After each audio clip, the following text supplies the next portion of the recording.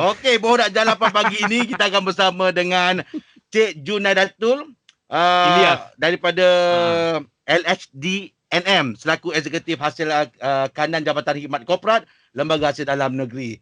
Assalamualaikum Cik Jun. Waalaikumsalam Angah. Waalaikumsalam. Terima kasih kerana menjemput kami Ya, ke Game Pagi Sinar pagi ni. betul tu Cik Jun. Kita orang ni Cik Jun bila dengar LHDN je, aduh, kecut kot Cik Jun. Cool semangat. Padahal tak ada buat apa salah pun. Bayar. Tapi dia macam automatik dia rasa gemuruh tu Cik Jun je. Nak tanya pun takut soalan makan diri. Ya. Okey, Cik Jun kita nak tanya berkenaan ini berkenaan dengan e-filing e-filing. Jadi setiap orang yang bekerja ni dia patut melaporkan pendapatan mereka secara e-filing ke sekarang ni Cik Jun? Okey. Terlebih dahulu terima kasih sekali lagi kepada Geng Pagi Sinar kerana menjemput saya mewakili Lembaga Hasil Dalam Negeri Malaysia. Jadi menjawab kepada soalan Angah tadi, ya sebenarnya kalau diikutkan semua yang mempunyai pendapatan tertakluk kepada e-filing. Yang mana kita fahamlah yang ada pendapatan ni sama ada melalui penggajian mereka ataupun melalui pendapatan perniagaan. Jadi kalau saya boleh ceritakan sedikit, kalau biasanya untuk pendapatan penggajian ataupun mereka yang bekerja makan gaji, biasanya kita akan lihat dari segi jumlah gaji mereka ataupun jumlah gaji tahunan, iaitu sekiranya mencecah 34,000 selepas tolakan EPF. Jadi kita dah anggap sebagai mereka adalah layak untuk dikenakan cukai dan biasanya majikan akan buat potongan PCB lah.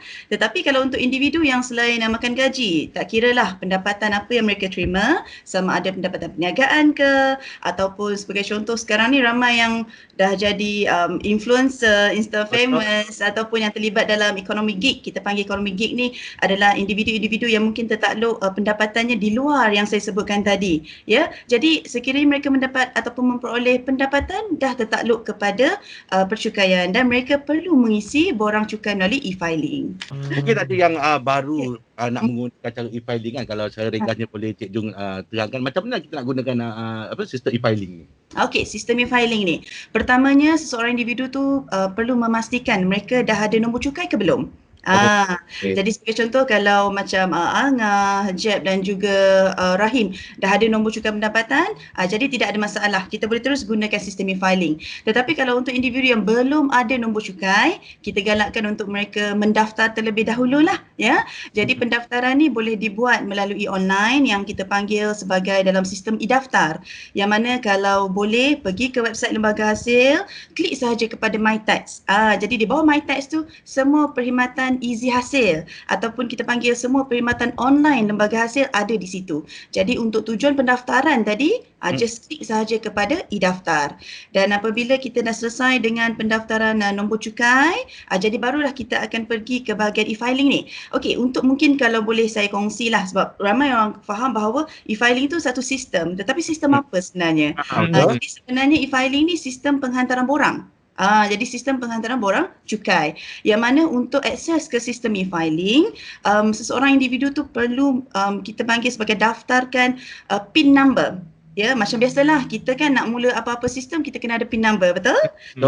Jadi untuk tujuan itu, maknanya kita kena dapatkan dulu PIN e-filing ni, yang mana PIN e-filing ni buat masa sekarang boleh saya katakan dalam musim PKP dan juga PKPB yang kita masih lagi ada sekarang, kita ada tawarkan melalui online, iaitu boleh masuk ke website Lembaga Hasil, pergi dekat bahagian maklum balas, klik sahaja maklum balas pelanggan tu dan after that klik kepada permohonan, yang mana di situ akan ada satu bahagian untuk permohonan nombor PIN e-filing. Yang mana kalau ikutkan individu yang memohon perlu isi satu borang. Kalau di dalam istilah borang tersebut kita panggil CP55D. D untuk Denmark ya, CP55D. Lengkapkan borang tersebut, sekalikan dengan dokumen pengenalan kita dan boleh hantar terus melalui borang maklum balas tadi. Itulah Cik Jun, saya nak tanyalah Cik Jun sebab saya ni di antara orang yang bayar cukai lah. Jadi kadang-kadang bila saya bayar tu, kadang-kadang kita tertanya-tanya, apa lagi yang tak kena ni? Ada je benda yang diminta kan? Maaf je Cik Jun je. Jadi Cik Jun sendiri selaku orang LHDN, Cik Jun prefer untuk orang-orang macam kita ni lah kan? Macam saya ni jenis yang kadang lupa, kadang dah ni kan tak ingat. Cik Jun rasa Cik Jun prefer untuk kita ni kena ada tax consultant ke ataupun kita uruskan sendiri lebih elok? Okey. Untuk individu yang saya fahamlah macam Jeb, Angah, Rahim, orang yang boleh katakan sibuk sepanjang masa, yang boleh dikatakan ada pelbagai jenis pekerjaan yang mana mungkin tidak memungkinkan untuk mengisi ataupun tidak memungkinkan untuk mengumpul dokumen dalam satu masa. Jadi boleh dibolehkan menggunakan tax consultant yang ada.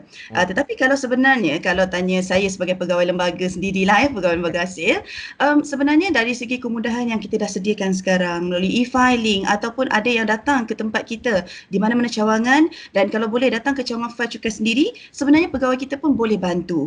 Memandangkan apa yang boleh saya katakan, kita dah provide segala maklumat, dan apa yang pembayar cukai perlu buat hanyalah menyimpan segala receipt, documentation, simpan dan buatnya secara teratur. InsyaAllah benda tu kita boleh buat sama-sama.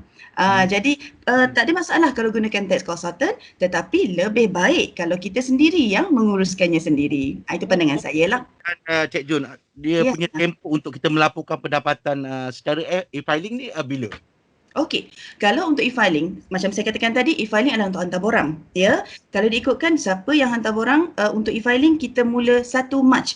Ya, untuk tahun taksiran 2020, kita mulakan 1 Mac 2021 sehingga 30 April 2021. Tetapi untuk e-filing, biasanya kita akan bagi tambahan masa sebanyak 15 hari sehingga 15 Mei 2021.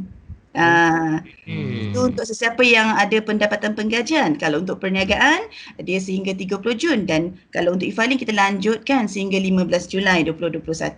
Tetapi kalau kita dah ada semua maklumat pendapatan kita, perbelanjaan kita, untuk pelepasan cukai semua, better kita buat awal kan?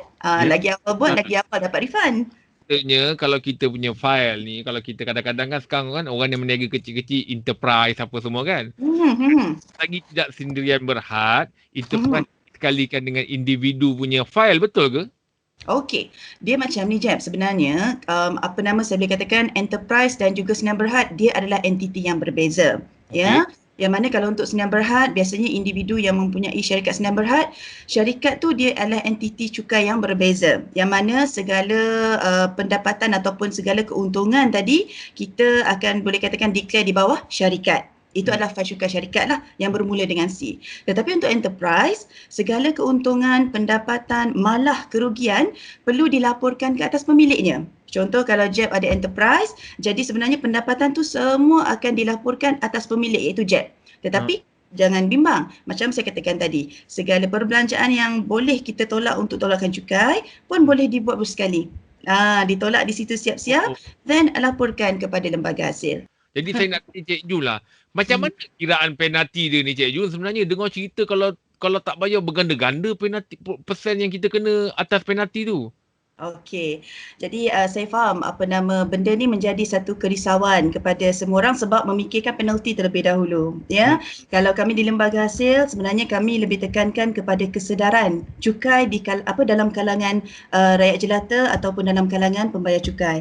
Betul, kalau dari segi penalti memanglah ada, boleh dikatakan mengikut kesalahan-kesalahannya. Sebab kalau untuk individu macam kita tertakluk kepada 2 perkara, iaitu satu adalah pelaporan borang cukai yang mana kita lapor segala pendapatan kita dalam borang cukai. Yang kedua adalah melibatkan bayaran cukai. Jadi kedua-duanya adalah perkara yang berbeza. Ya, jadi kalau untuk saya sebutkan dari segi kadar kesalahan, penalti berapa-berapa tu, saya boleh katakan sebab dia adalah berbeza-beza ya. Jadi kalau contohlah kalau kata hantar borang ni, kalau kita hantar lambat lebih daripada due date dia, ada yang 15%, ada yang berapa persen dan sekian-sekian. Jadi hari ni mungkin kalau kata menjawab soalan Jeb, saya mungkin tidak bercerita berkenaan dengan penalti sebab kita ada dalam website kita senarai penalti tersebut. Boleh masuk ke website www.hasil.gov.my, tekan sahaja dekat individu dan juga bahagian kesalahan dan penalti ataupun bahagian perundangan kesalahan dan penalti, ada di situ. Cuma apa yang saya nak terang hari ini ataupun saya nak share dengan semua, jangan bimbang berkenaan penalti. Selagi anda menjalankan tanggungjawab anda, insya-Allah benda tu mungkin tidak akan menyentuh dalam hidup kita, ya. Okey. Cik Jun, macam kata penalti ni kena apa, dia masih ada hasil budi bicara lagi ya Cik Jun ya? Betul. Itu yang paling penting adalah sekiranya, ini sebagai contoh ya, sekiranya kalau kata kena penalti atas kelewatan hantar borang, ya. Jadi kalau boleh, once kita dah hantar borang lambat, tahun-tahun depan kita hantar awal.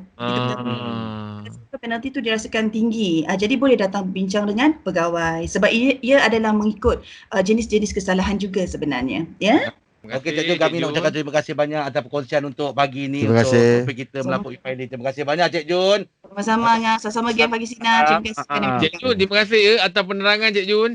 sama-sama je. Nanti saya apa-apa nanti jumpa Cik Jun ya untuk penerangan, untuk rujukan. Boleh, tak ada masalah. Cik Jun.